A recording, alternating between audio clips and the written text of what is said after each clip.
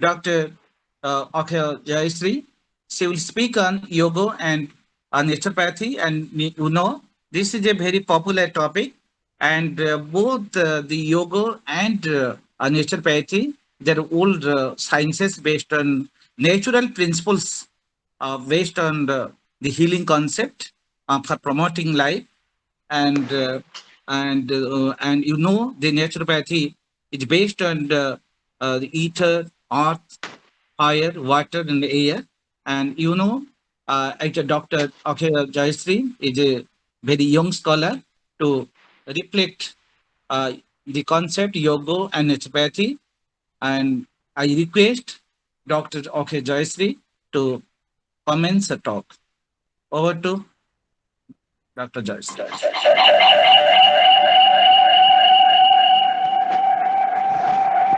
Good evening, everyone. Am I audible to you all? Yes, So, audible, audible, audible. okay, sir. So, shall I start with the share screening, sir? Yes, yes, got it. Okay.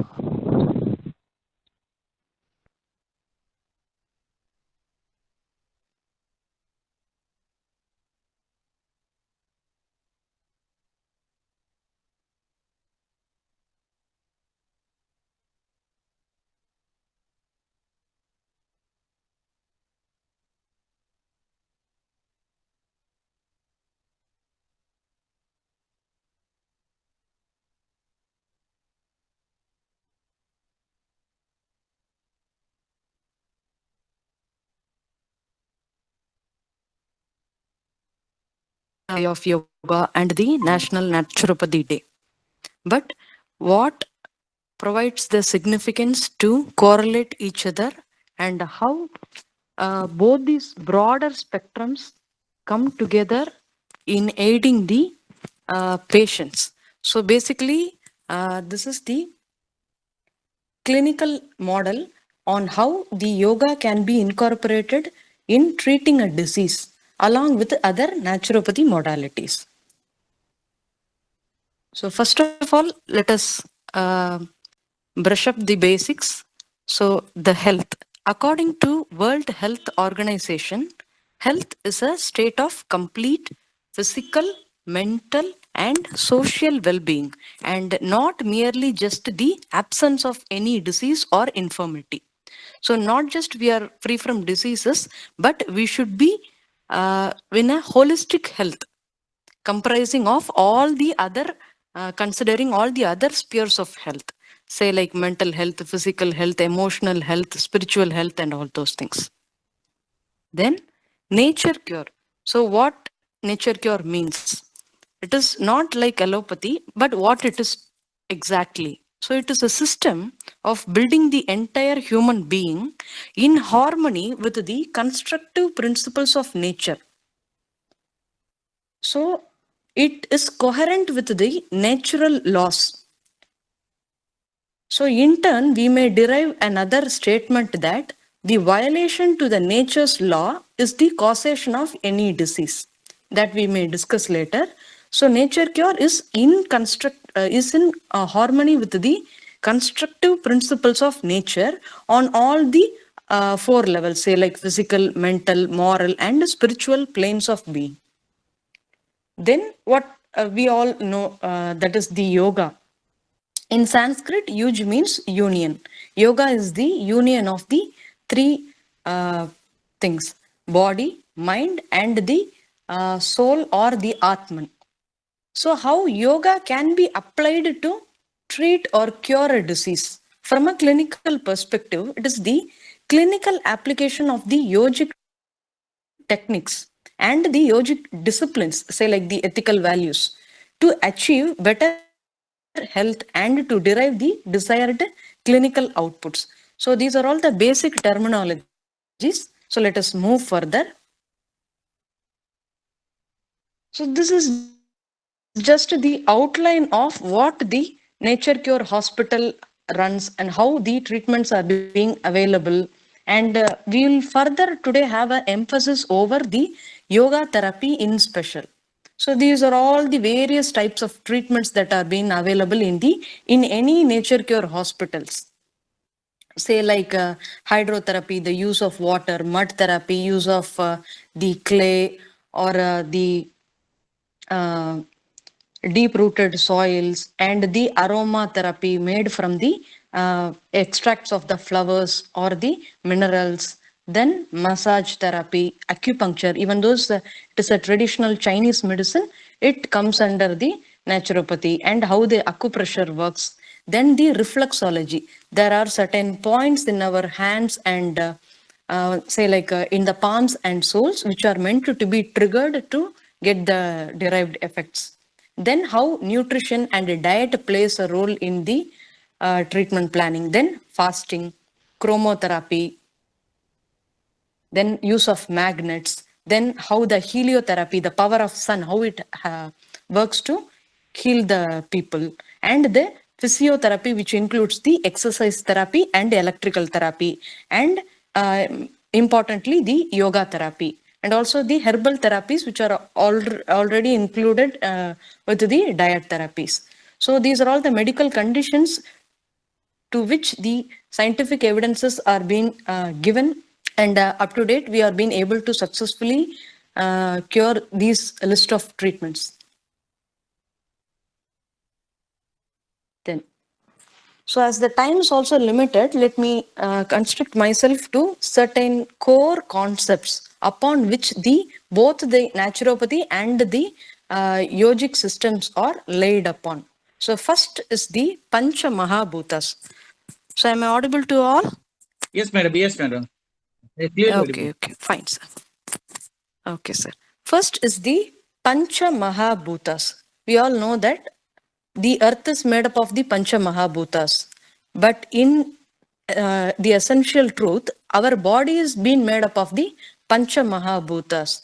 So in Ayurveda, there is a concept like three gunas, three doshas. If any imbalances in them causes the disease. According to naturopathy, Pancha Mahabhutas are the core five great elements which comprises our body. Say like they are being correlated correspondingly. Say like for the water element, the blood, the mucus, the liquid parts of our bodies, the saliva, the liquids, lymphs, all these are connected. Then to the space or the ether or the emptiness, which reflects the, we call it as the cavities, the thoracic cavity, the abdominal cavity, all the vacant spaces in our body, even the heart cavity, and all those things. Then correlation with the earth. Earth means the solid particles, the solid structures, say like the muscles, the skin part, all the solid particles. Then the fire element. Fire element means the uh, internal gastric fire, we call it as the fire which is helping or supplementing the digestion to happen, the digestive fire, even the temperature what we feel, and all those things. Then the air, which corresponds to the respiratory system, say, which includes the lungs and all those things. So any disturbance in these Pancha Mahabhutas will result in any imbalance will result in a disease. This is what the concept. The second concept is the upas tree of disease. This forms the major core. In simple sentence, there are the three essential causes for a disease to happen. First one, they call it as the lowered vitality. Vitality is different and immunity is different. So vitality is the vital power or the life power. The we call it as not the spiritual thing, but it is the spirituality of the soul with which we have been born with. Immunity can be raised by even taking good additional amount of food or exercise and all those things. But vitality is something which we are being inherently born with. It is the capacity of our own body to heal by its own self. So If we are having a problem with our vitality, if the vitality is being lowered, that is the first cause of disease, they call it. The second one is abnormal composition of blood and lymph. Lymph is also a liquid particle of drainage which carries the waste. So, if there are waste particles mixed with the liquids, so blood is the mainstream liquid through which the waste can be circulated all around our body. So if there is a imbalance in that composition of blood and lymph, even if one organ is affected, it can easily reach to the other organs and can affect that also. We call it as metastasis, the travel by blood. So this is the second cause. Then the third cause is the root cause, which is the accumulation of morbid matter or poisons in the system. So what do they mean by the poisons? Which are anything foreign to the body, which doesn't suit the body. Say like any drug it could be any allergic substance, or it could be produced internally in your body and which cannot be eliminated from your body. It is simply a waste. It could be a metabolic waste, a nitrogenous waste, but just the waste which cannot be eliminated through the four main elimination channels. So these are all the three major causes for any disease. Only this, so what causes this disease is the root, which is the violation of nature's law. It could be ignorance or indifference, lack of self-control or self-indulgence, what they call it as. So once man starts to violate the nature's law, say like we call it as acute disease and chronic disease. If a person is affected with fever, it is an acute disease. So the body will itself try to throw out the toxins. It will create a fever. Fever is not a disease, it is just the symptom, but indicating something is wrong inside the body. The body itself will create certain acute reactions, say like a fever or vomiting. All those reactions will be happening immediately as a healing crisis to in order to throw the eliminative particles out. But what we do, if we take a tablet and try to suppress the acute disease for a long term, it will end up in a chronic disease. So we are again checking the acute disease and will in turn lead to the chronic form of that particular disease.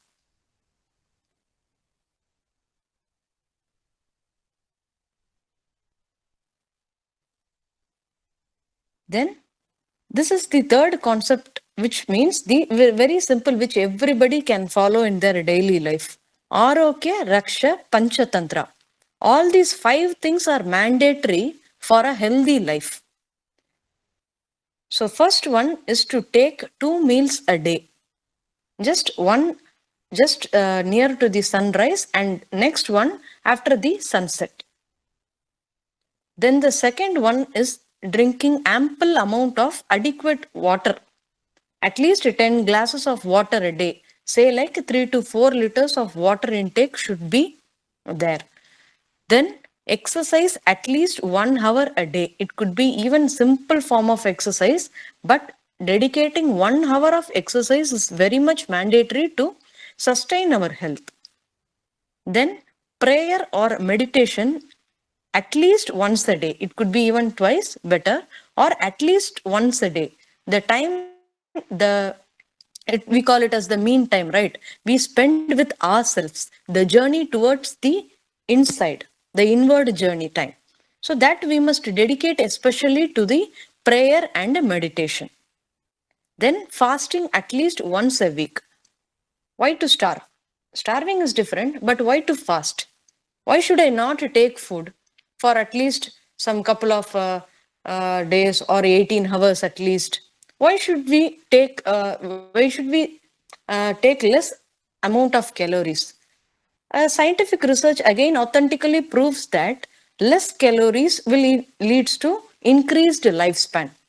So the digestive load will also be reduced, which could be used to which the ATPs can be used for the other repair mechanisms. Say, like if we are giving a day rest, Sunday rest for the machineries, and at least we should give 1 day rest to our own body to repair the mechanisms internally by its own. So these are all the basic three concepts upon the naturopathy is being laid off. First is the Panchamahabhuta concept, how it is being related to our body. Then the Upastri, what are all the three major root cause for the disease, and the Arogya Rakshak Panchatantra. So these are all the basic principles of naturopathy, how it works. So the first one is body heals itself. Even the nature cure physician is not responsible for the cure of the disease. He is just aiding in the treatment of the disease. But only the body's internal force or the vitality or the life force which is actually curing that person, that it means. Even all the bodies, all our human bodies has its own capacity to heal itself. Even if you don't take a tablet, even if you don't go for a medication, if it is an acute condition, it can regain the health by its own. Even if you are taking a tablet or not, if you are taking a painkiller or not, the body has its own capability to regain to its original position. The second one is the main cause of disease is innervation. Innervation means the absence of the nerve supply or the partial conduction of the nerve supply. There is some conduction imbalances in the nerve supply, nervous system, which is the master controller of our whole body.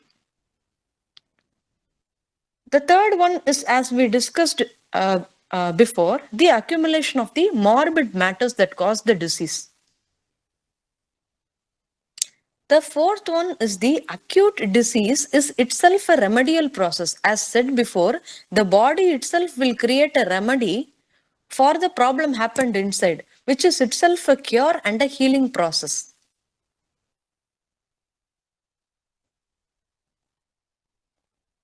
Then the food. As we all know that the food can improve the immunity, but it cannot improve the vitality. It is the building material for our body, the carbohydrates, the proteins, the fats that we consume, the minerals, vitamins, water, and all those things, but it does not increase the vitality. Then fasting. So we said in the first point, body heals itself. But how it heals itself? Through the fasting regime, or the it is like a strict remedial process. Fasting means not just not taking anything, eating or something. It is also related with the mental health, cessation of thoughts, and excluding yourself from the social environment. Abstinence, it is simply the abstinence from all kind of external possibilities. Not only just food, but just it needs a calm environment for your mind to settle. And only during the fasting period, we recommend rest. Rest not only to the physical body and also for the mental body. Just reading books, listening to some soft music are only just permitted. And the seventh one is the germs. Germs do not cause disease. They are not the actual causative organs, we are saying, but they are found in the disease conditions. Provided we give a chance to the germs to grow, they can grow in the diseased condition. But the vulnerability that we create for the body to catch the germs is the lowered vitality.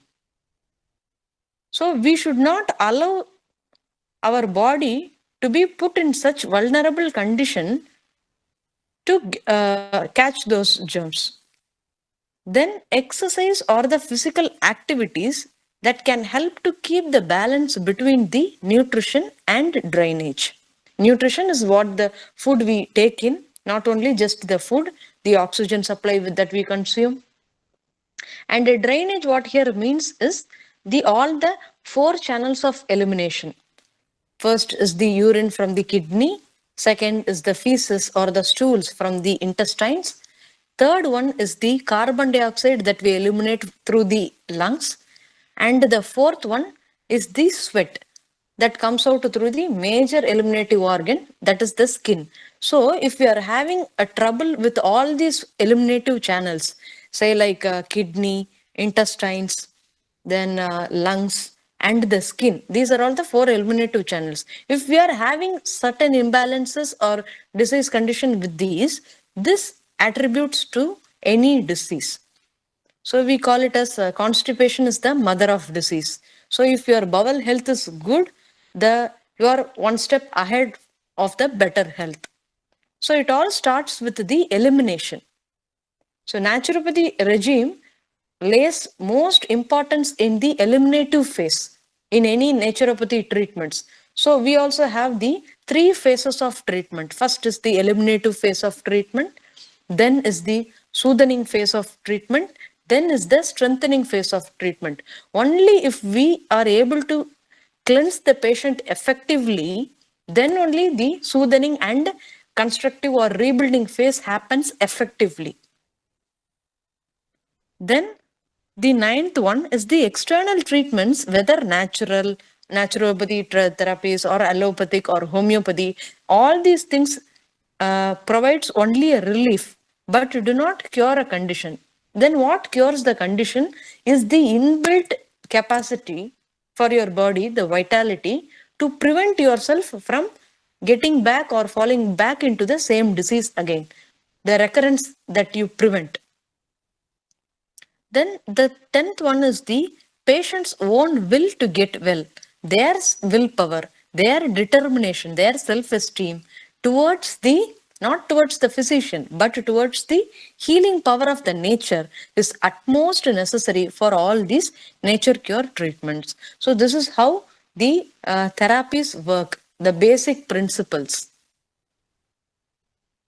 Then let me just brief about, for the time restraint, let me just brief about what are all the forms of treatments or therapies that we advise to the patients.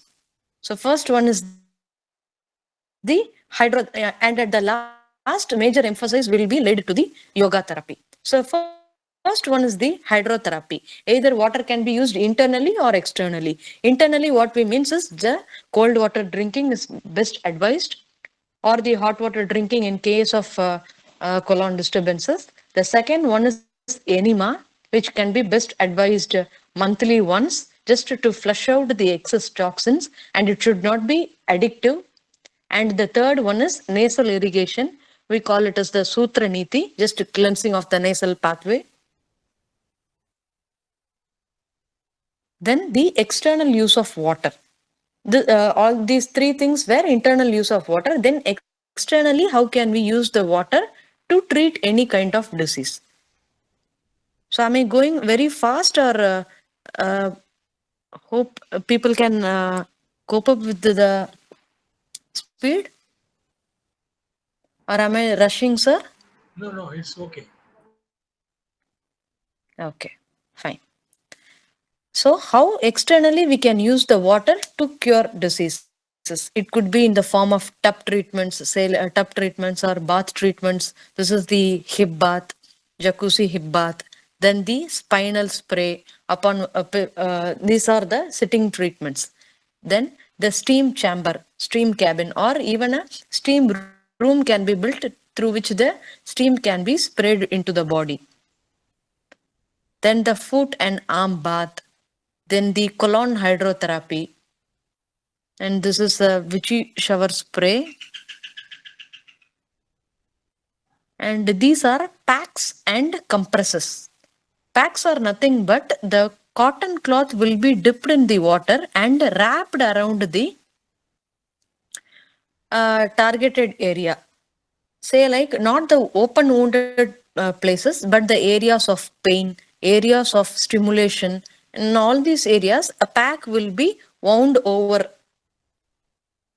then heating compress for the chest. All these are just the cotton cloth wrapped around which the woolen cloth is also wrapped to produce the sweating effect. Then the GH pack is something like for the stimulation of your gastric ability for better digestion. The hot fermentation bag will be placed upon your belly, and the back in the kidney region, the ice bag will be kept and wrapped upon. And this is a douche. Douche is something like a what we use a hose for gardening and all those things. Just we use the targeted place to be applied with the force of water. So here two things matters.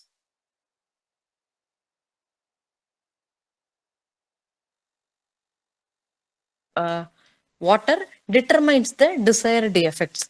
Say like a horizontal jet douche, fan douche, spray douche, all those things. This is the hydrotherapy part. Then comes the mud therapy. So which mud do we use? It is generally from the dug from 6 feet below the ground, and it is taken, sieved out, dried in the sun, and then filtered. And also sometimes it has been mineralized, mineral enriched, and then applied to the body either generally or locally. Generally, what does it mean? Just from the scalp of the head till the toes it can be applied, and also in the local places like where the pain are being felt, the knees, the hip, the elbows.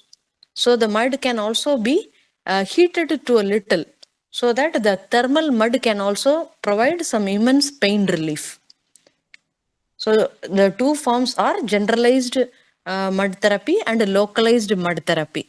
So what it does actually, when mud is being applied to the system, to the skin integratory system, first of all, the circulation is happening very fast. So whatever the heat differences or the temperature difference that happens to the skin, initially there will be some enhanced blood supply throughout the body, which can effectively cleanse and strengthen the skin. So it also provides the skin glow or the elimination defects that it cures. And most importantly, the mud, which is enriched with the minerals, helps to absorb the toxins and exfoliate your skin, especially in the chronic inflammatory conditions. And also, it can prevent the free radical damage to the internal organs. What the free radical damage means? We know oxygen, the O2, two oxygen atoms will be combined together to make one molecule. Sometimes the pairing doesn't happen. The stability of both the atoms of oxygen doesn't happen.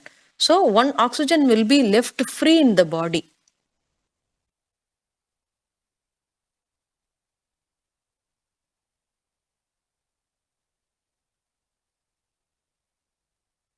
Inflammatory processes to happen. So when we say like balenotherapy, there is a thing called balenotherapy or the mineral bath. Say like mud therapy, it is the balenotherapy means the mineral water into which the patient is advised to take a bath. When minerals or the other atoms are getting inside our body, it helps to neutralize those free radicals by combining with them, so that it prevents the oxidative stress damage to our internal organs. Then we know commonly from the Ayurveda side also the massage therapy. How relaxedly or how comfortably, it is not just a physical therapy, but it also provides some internal release of some good hormones at the neuronal levels. It helps to reduce your cortisol levels. Say like they are called the stress hormones. Massage is effectively used to decrease the bad hormones, say like cortisols, and increases the good hormones. What are all the good hormones? Dopamine, nor say like oxytocin,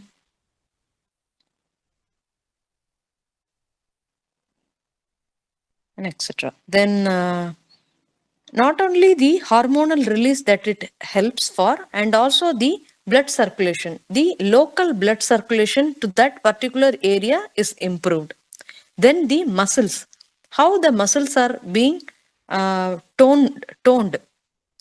They are being supplied with such nutrition. Nutrition is nothing but the oxygen and blood. So the musculature will be best supported with the good amount of supply of oxygen and blood. And also the hormonal things we have discussed. And also there are certain things called opioid P receptors which are getting activated in our brain, which is nothing but the pain management part. So it also helps to reduce the pain and helps to release such pain-free chemicals in our body. We call it as the opioid receptors are responsible for the pain management in our body. It helps to shut down that pain gate. Then reducing the level of stress and increasing the immunity by increasing the NK activity, natural killer cells activity. Say like it helps to release the immune cells in our body.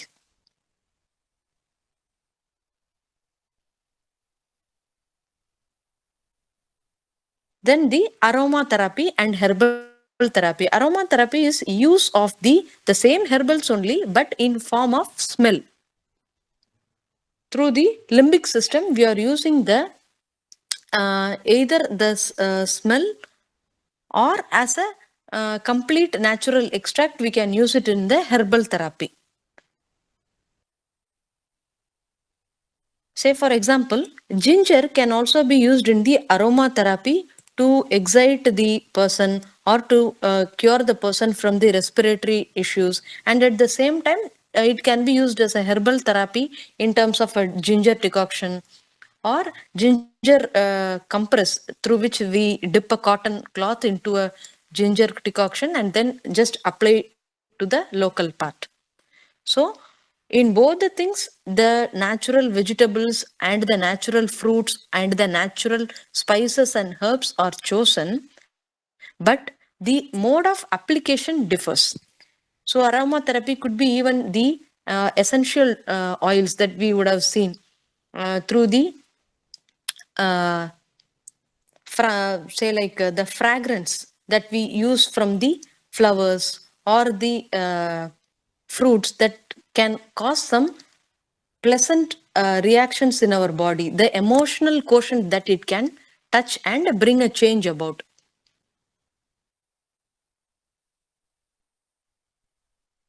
Then comes the physiotherapy part. As we all know, it has exercise therapy and electrical therapy. It could be just the exercise oriented part, including the patient doing by themselves or the physician assisting.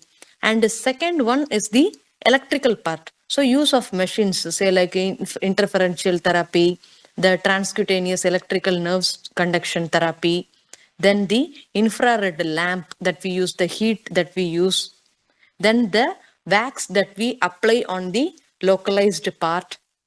All those things. Physiotherapy mainly helps with the pain management and also reducing the muscle stiffness and also supples your joints. Basically, the musculoskeletal system can be best supported with the help of physiotherapy. Then the acupuncture and acupressure. This we have some 12 regular meridians. Meridians are nothing but the imaginary channels which are running throughout our body. It could be either associated with a one particular organ or many other organs also. Say if we consider lung meridian, it extends from the chest till the finger.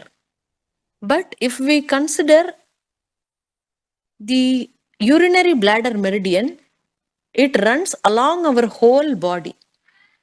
So the imaginary line corresponds to the meridian, and the acupuncture point is exactly a point on the meridian. So it is not just where the pain is present, put a needle there. Where you are getting some disturbances, put a needle there. It is the precise specific positions that corresponds to the internal organs, the major internal organs. And acupuncture also works through the same principle of closing the pain path gateway in our nervous system, that we may discuss if possible in the later period. So acupuncture is using a needle and sometimes being coupled with the electric stimulator also. Some electrical stimulations will also be given to deepen the effect. Or sometimes the just the hand pressure or the thumb pressure is being used. That is the acupressure. But both the things are done on certain main specific points with respect to the disease or with respect to the organ. Then this is quite similar to the acupressure, but mainly done on the hands, that is the palm of the hands and sole of the foot. So it's a systematic practice on applying some pressure to the specific points on the feet and hands, which can produce stimulated effects on the other major organs of our body. So in general, it depicts all the organs, all the major structures of our body are present on the hands and feet. So when we stimulate these points, it eventually stimulates the sensory nerve receptors and in turn sends signal to the brain in order to control the other organs.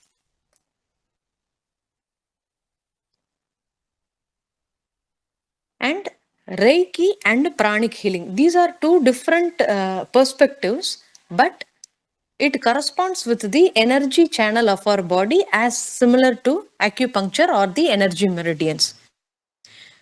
Reiki is simply the touch healing, and pranic healing is a no touch healing, just by controlling the energy channels from the outside environment.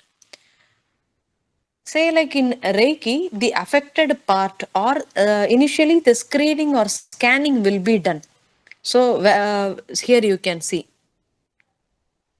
the areas of congestion and the areas of depletion will be scanned by the aura of the physician. This only the practiced, uh, it needs so much of practice to do the pranic healing or the scanning, so that the physician, the healer's hand is of so much of energy with aura that it can sense and signal the pranic congestion or depletion. Say like whether you are having too much of energy stagnation at a particular point, or whether you are of deficit of energy, whether there is excess of energy in a particular organ or area, or there is a deficit of energy, that we can determine. And based upon the excess or deficit, if there is a depletion, the extra energy can be derived from the atomic space, or if there is an extra of energy, it could be say like pulled out, which can create a balance of energy. It is like again an energy medicine, balancing all your internal systems. Either it could be a state of low or a state of high. Then the chromotherapy and magnetotherapy, simply the use of colors or the use of magnets. Just only the colors or the magnets can produce some really astonishing results on the pain management and also on the eliminative perspective. So this one is the chromothermolium, we call it as. So each and every color has its own wavelength, we know, but depending upon the wavelength, it has got its own therapeutic effects. Say like blue, green or the soothing colors, as white is being preferred for the symbol of peace or the calm serenity. Blue and green are the soothing colors which we can advise for a agitated or a tensed person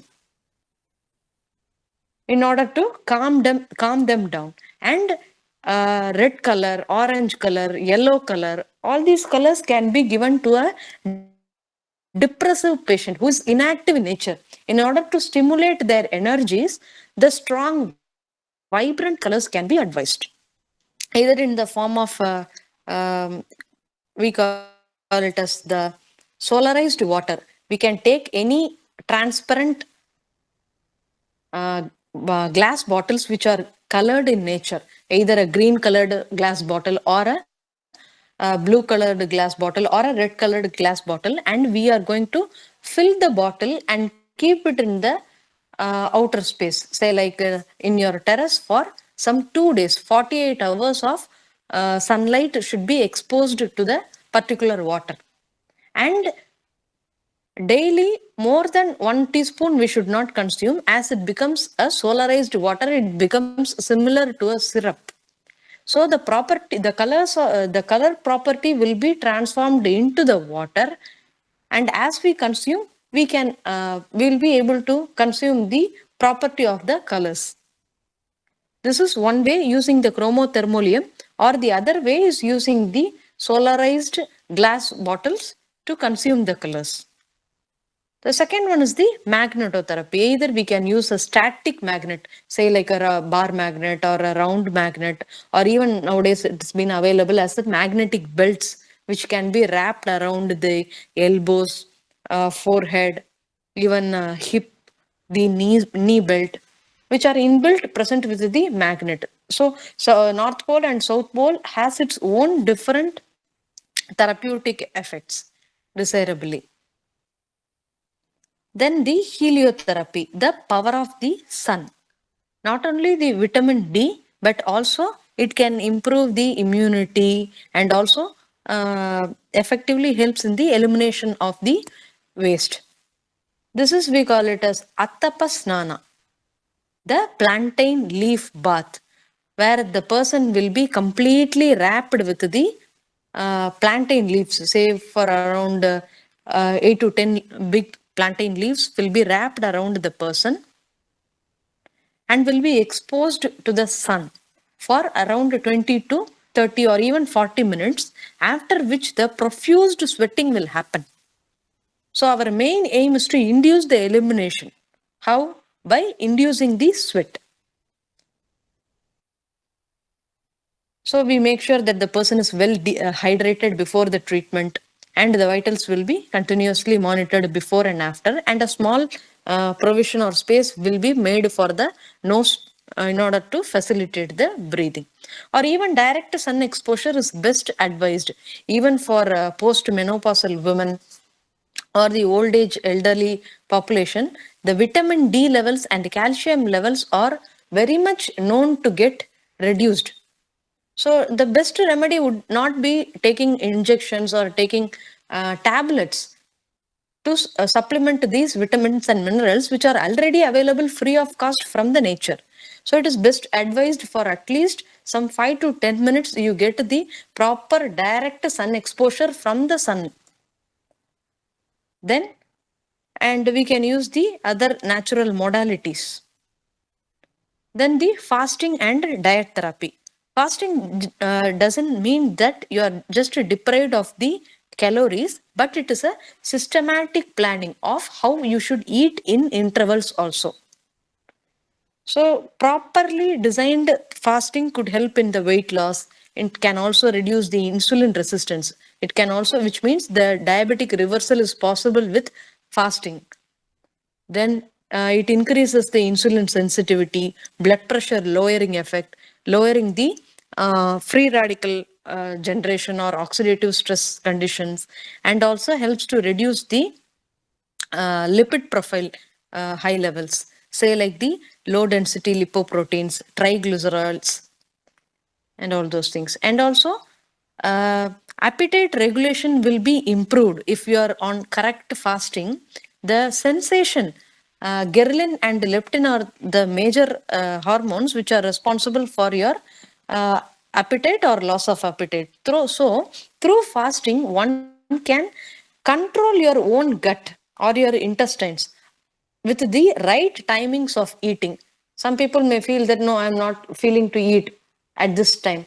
But the internal clock, the biorhythm should be tuned in such a manner to facilitate the proper eating times. So it is also concerned with the favorable changes in the diversity of gut microbiota. So what the gut microbiota means, the good bacteria that are living in your large intestine, which determines your health on a majority of the cases. So you should always have some good microbacteria so that we have consumed some fermented products like probiotics, curd, and all those things to maintain that gut microbiota. So that provides the immunity to sustain good health. So on the diet part, we should be always concerned about the water drinking and about the key thing that we need to focus is here, not about the cooked food, but about the uncooked food. Say the rainbow food, we call it as the multicolored foods. The color signifies different phytochemicals are present on different foods. So, say like tomato contains lycopene, and the other colored fruit or vegetable can contain some other flavonoids. So we should always eat multicolored foods which are in the raw form in order to get the nutrients in the wholesome amount. Anti-inflammatory and alkaline diet are recommended. What the alkaline diet means, it is not an acidic diet which can cause acidity, which does not leave acidic ash. So alkaline diet leaves only the alkaline ash which can be eliminated effectively by our body.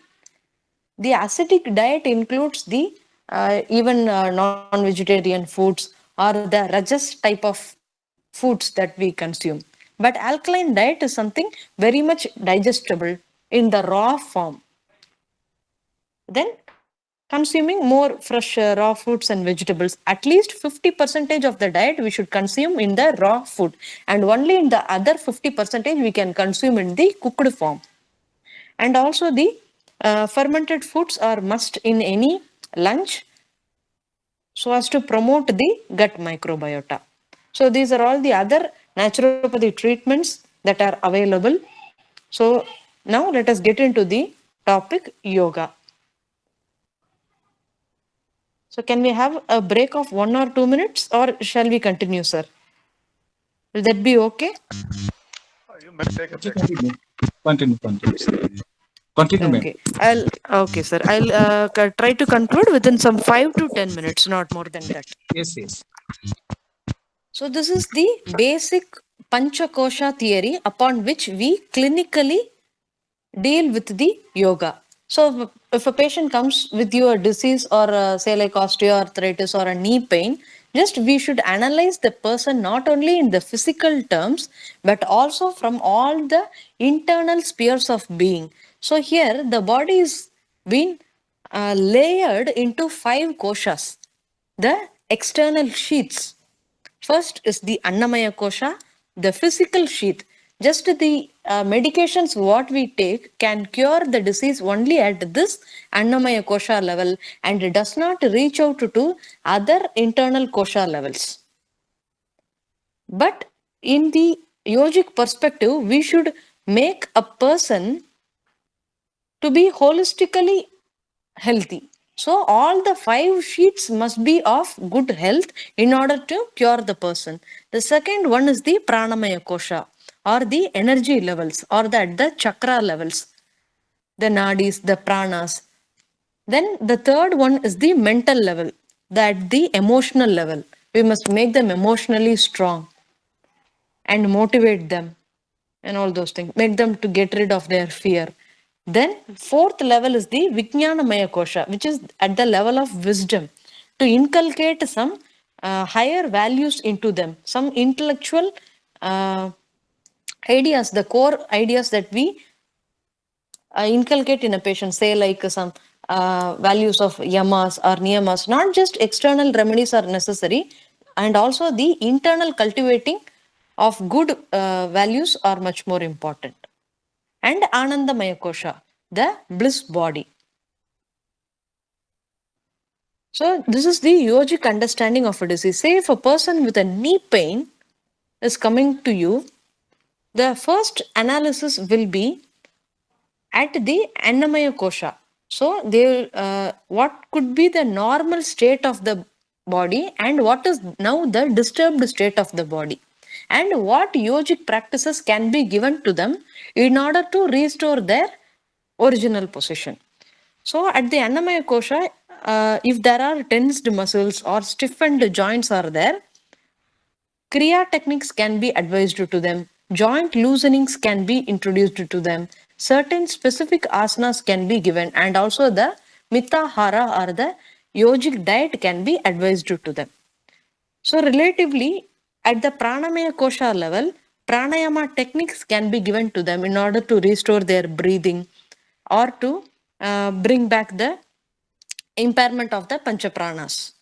Then at the mental body level, manomaya kosha level, meditative techniques can be introduced to create the sound mind or the determination or willpower, and to make them come out of the anxiety or worrying nature or the panic nature of the person.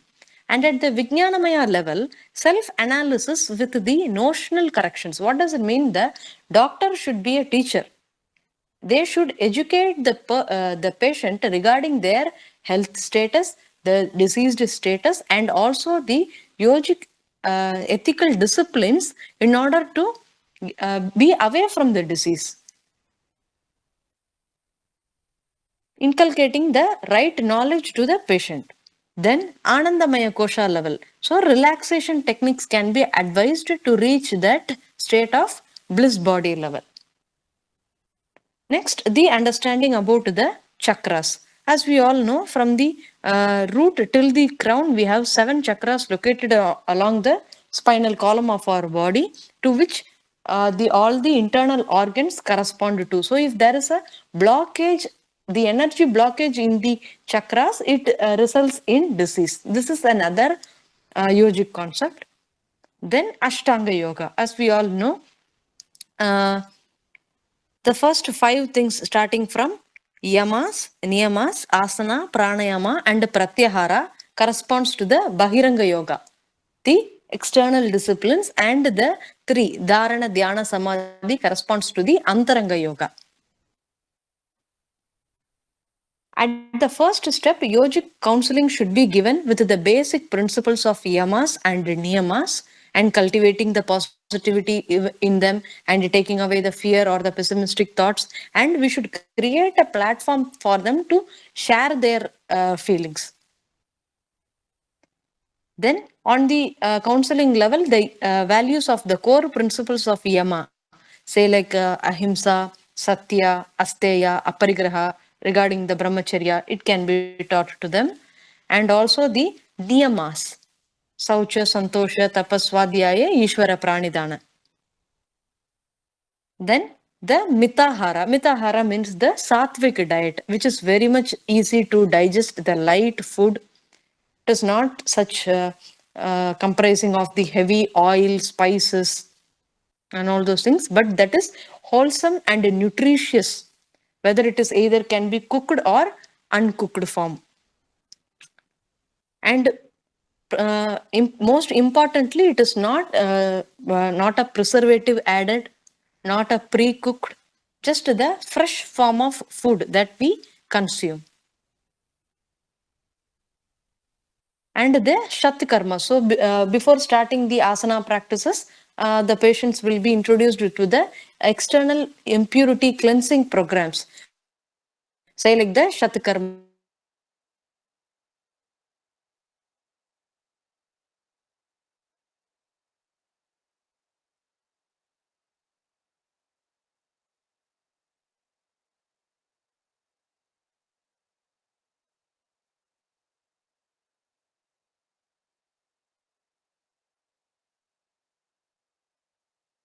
can be given to the beginner patients.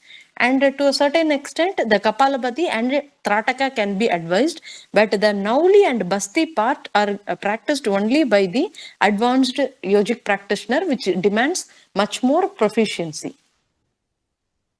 So these are all the basic techniques that we have been practiced in the college. The Jalaniti, nasal cleansing, the Sutra Niti, a rubber catheter will be inserted into the nose and we churn in order to desensitize the nose. Then the Vaman Dauti, the saline water vomiting. Then the Danda Dauti, the same saline water vomiting within the rubber catheter, which helps in cleansing the upper digestive tract. So I may send the PPT later in the group so that everybody can be, the slides are much more self-explanatory. Let me just give a brief. Then the Sukshma Vyayamas, which are nothing but the joint loosening exercises. Energy, say like the energy pent up on the stiffened muscles should be relaxed. The energy blockages should be relaxed, not only for one particular point, but all the joints, wherever from the little joints to the major joints, everything must be moved in all the possible space orientation in order to make the joints very supple. And breathing is also very much, it should be maintained in a strict manner, that we don't strain ourselves, that causes the muscle stiffness. Then the Surya Namaskara part. Unless and until the person is contraindicated to do the Surya Namaskara, to maintain a healthy condition, all people can practice the Surya Namaskara at least some 5 to 10 rounds. These are all the 12 positions which are done twice, which makes up to 1 round. Then the asana. Asanas are not only just the physical postures, but the breath should be synchronized, the mind should be one-pointed, and the spiritual awareness should be felt on each and every chakra we perform. So it is not just the physical body practice, but it is a mixture of body, mind, and the soul. These are all certain asanas.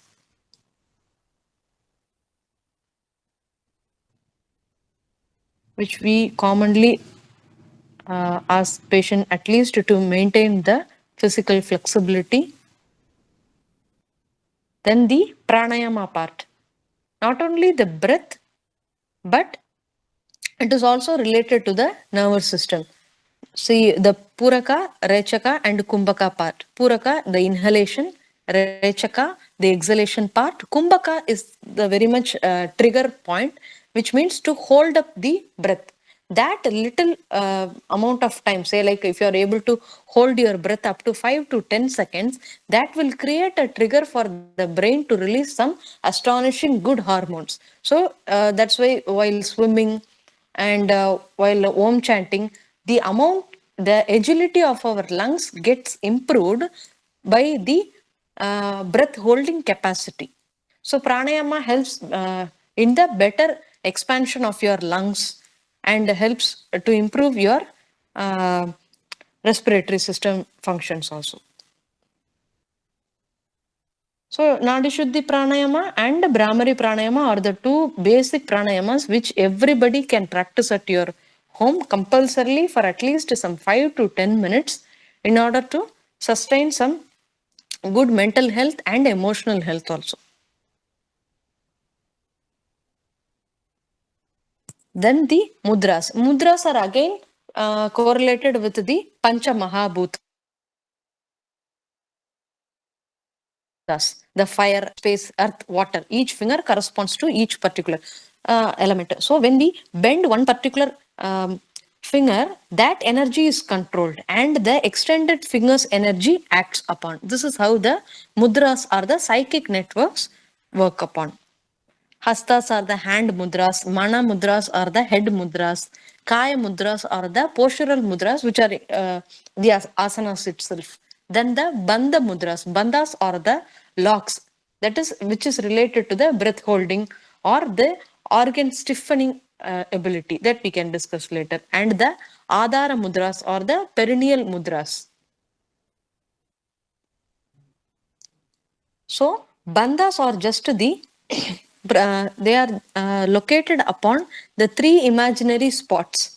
Along your spinal cord, we have the Granthi, Brahma Granthi, Vishnu Granthi, and Rudra Granthi, which corresponds to the chakras as well. So Moola Bandha is the contraction of your anal sphincters with the control of your breath, and Uddiyana Bandha is the contraction of your abdominal muscles. You are going to pull, suck up the abdomen, and Jalandhara Bandha is you are going to put a pressure upon your throat by putting your chin on the jugular notch. So when we do bandha, we create an artificial environment for the trigger of the good hormones, that is the breath holding capacity. Then meditation. So naturally we may have, due to the work stress or the family stress, naturally there will be pent up of stress or anxiety or depression levels, whether you have a disease or not. But to maintain or sustain the mental health, meditation techniques, many more techniques are available nowadays. Vipassana meditation, Zen meditation, Brahmakumari meditation, and mindfulness meditation. Meditation is just the one-pointedness, the unwaveringness. The thoughts will be like wavering all around our mind, but the control that we have upon our mind, that is the meditation. So even if you are like able to control your own inner mind, you will be able to control your physical body. That is the psychosomatic relation. If you are able to control your mind, you will be able to control your body. Then the relaxation techniques. These are all some, even they may start from 3 to 5 minutes or may end up to 1 hour or something. 1 hour to 2 hours of relaxation techniques are also available as the audio podcast. Just you listen to the instructions and calm your body and relax your body muscles step by step. First, in the instant relaxation technique, you are going to tighten up all your body organs and then release it all at once. Then in the quick relaxation techniques, we are going to uh, divide our body into three areas, from head, then the abdomen, then the lower limbs, and then part by part relaxation will be given. Deep relaxation will be given with the chanting of Omkara and all those things. Then there are certain special relaxation techniques taught for about 1 hour to 1.5 hours for the working professionals, in order to it can be done as a weekly once programs also. The mind sound resonance technique, self management of excessive tension, which is very popular, is met. Then the pranic energizing technique, and the new one is the yoga nidra. Yoga nidra is the psychic sleep. You are going to lie down on shavasana, but you are not going to sleep. So which can act upon your mind to calm that internally. You are going to practice this with the instructions for about some 1 to 1.5 hours also. So the core scientific principle upon which the yoga works is it calms down the sympathetic nervous system, which is related to the nervousness, arousal, the tension, stress phenomenon, the fear and flight mechanism, and all those things, and induces the parasympathetic activity, the nervous activity, which comes into play, and therefore provides the relief for the physical, mental, and as well as the emotional spheres. So yoga, while doing exercise, the consciousness will be high. But in yoga, the subconscious mind will be made to act upon. So yoga helps to subside the sympathetic activity and induces the parasympathetic activity to be happening in our body. So this is how a 45 minutes yoga session can be planned for any individual, starting with the prayer, the joint loosening exercises, the Surya Namaskara, Asana, Pranayama, meditation, relaxation, and the finishing prayer. Prayer could be even 2 minutes of Antarmauna silence, or the Om chanting, or any specific mantras can be performed at the starting and finishing. So, yoga is not just the asanas, but the cluster of yogic techniques which can bring about the better health. Okay. So, thank you everyone for your patient listening. Okay, thanks so much, Madam Uh, Jayashree, awesome. for your very brilliant and comprehensive presentation on yoga and naturopathy, and which is very benefiting to all of us, those who are witnessing the program. And you have stated very clearly and brilliantly the concept of health, nature care, yoga therapy for integral well-being of human beings.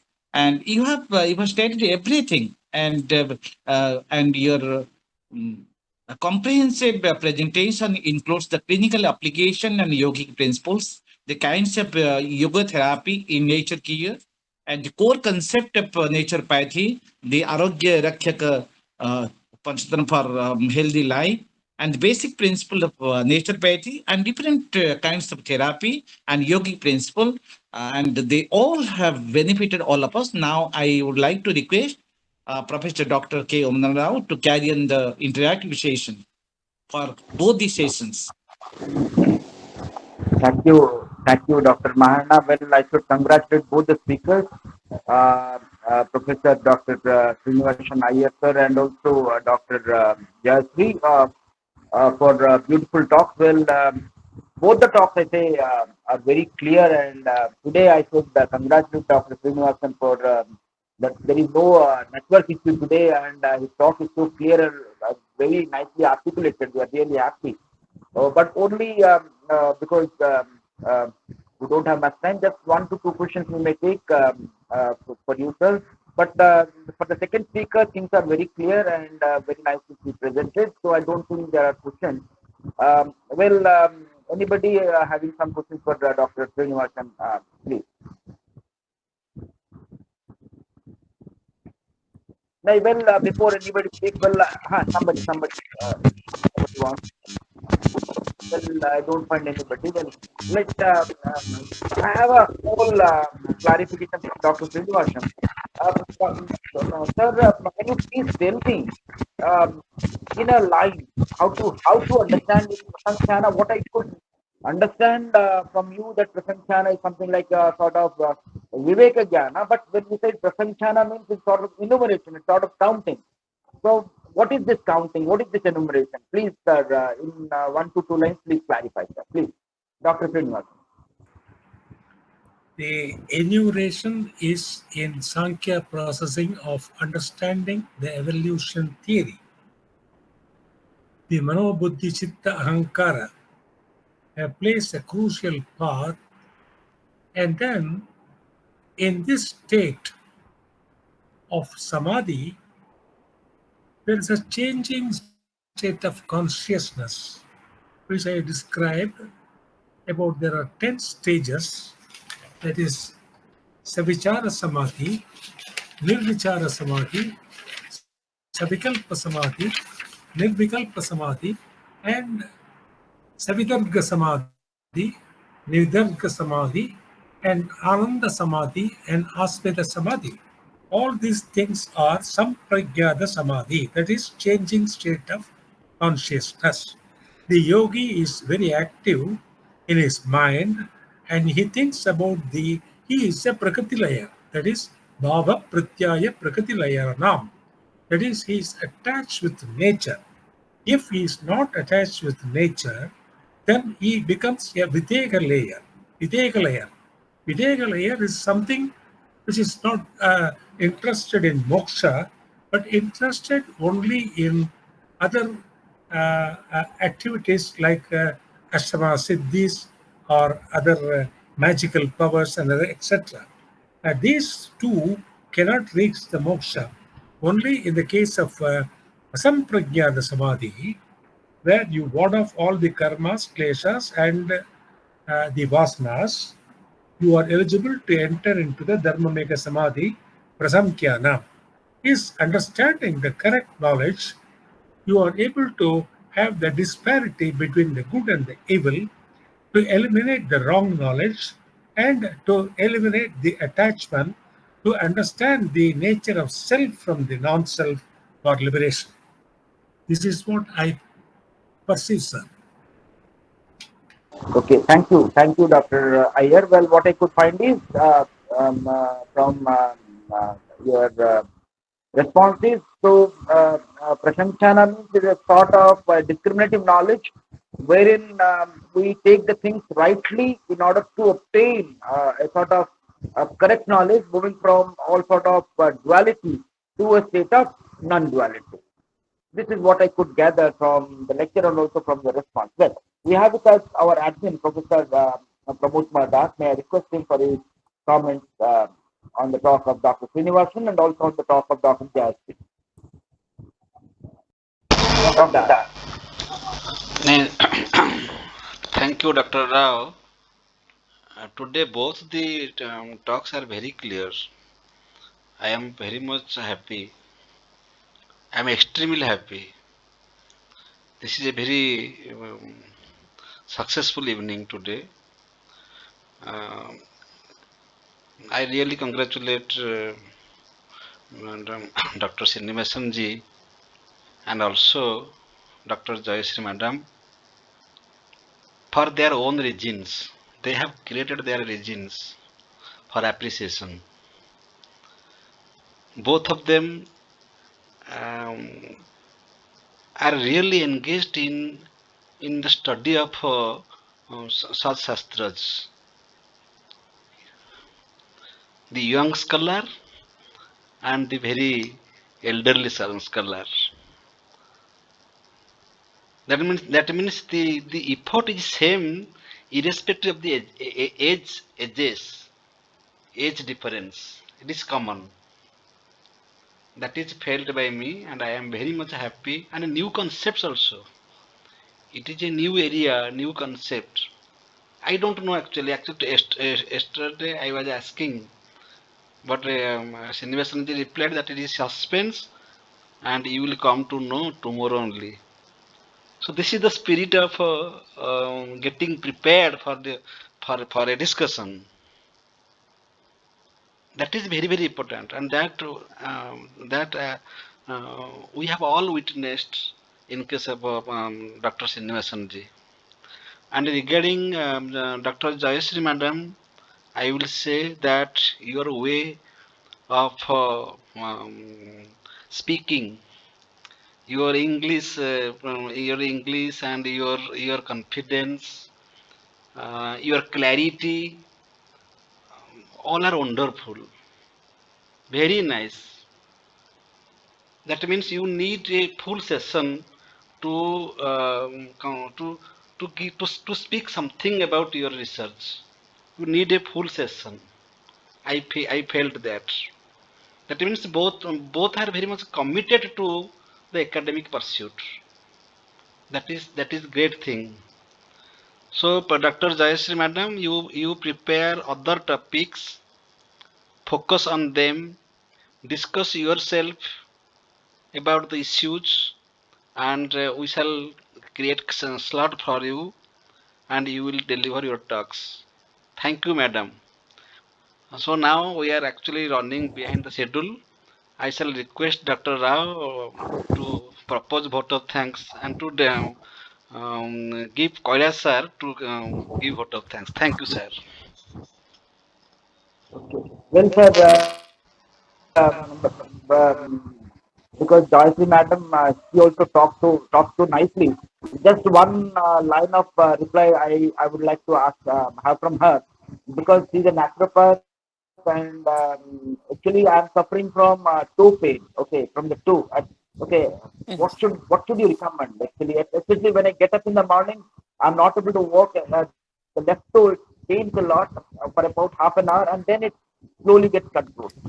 what do you suggest? Is it the Let's tooth pain or a toe pain, sir? two. Toe pain. Huh, huh. Whether you are getting some stiffness around that area or painful sensation on Painful, touching. painful sensation. I'm not able to walk at least half an hour in the Mhm. morning. The sensations are not felt, right? Uh-huh, uh-huh. Maybe some nervous debility will be there. It is much common as the age progresses. So we need to improve the muscle supply or nervous supply to that particular area. So just before your night sleep, you can take a bucket of hot water, not very much hot, say like a warm water, and you can dip or soak your feet into it with some Epsom salt. Epsom. It is very much Epsom salt. It is very much available in the market. Magnesium sulfate it is. For Acha. the therapeutic purposes, it has been used not only for the pain purposes but also to strengthen the muscle areas. Okay. Okay. So just you can add 1 or 2 teaspoon of the Epsom salt into the warm water and you can soak your feet into it. The hot foot bath can help to reduce your pain symptom, and also do some exercises often, sir, not only in the morning, and in the meantime if you get when you sit on the floor, just you can elevate your leg and continuously you need to exercise the part very much, the movements that are required. Okay. Thank you. Thank you Okay, so much fine, for sir. that. Candid. Sure, sir. It was a beautiful lecture. Well, Vrindavan sir wanted to say something. Yes, sir. Please. Please. Sir, be short, sir. Be short. Yes. Srinivas sir, namaskar. Namaskar. Srinivas, am I audible, sir? Yes, Namaskar. sir. Audible, sir. Sir, we find that liberation, salvation, moksha, nirvana, mukti, samadhi, kaivalya, these are all relates to the same thing. Then what is the what you say that the types of samadhi? I could not follow the types of samadhi. The samadhi relates to one thing. It may be moksha, it may be liberation, it may be salvation, it may be mukti. No, no, there is difference. Now there is difference in degrees. They're like just like jivan mukti. Is there any difference? I could not follow. Yes, certainly there is a difference, sir, because I explained about 10 states of samadhi where the changing state of consciousness happens. If you are having attachment still, you will not be able to proceed with the other, samadhi called Dharmamega Samadhi and attain Kaivalya Moksha liberation, as you said rightly.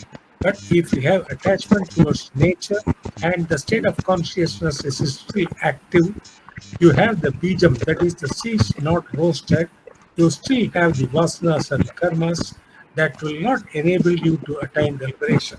So unless and until you have the abhyasa vairagyam, you cannot continue further for getting this uh, entering into the second state of asampragyana samadhi, which leads to Samadhi and Kaivalya Samadhi, sir.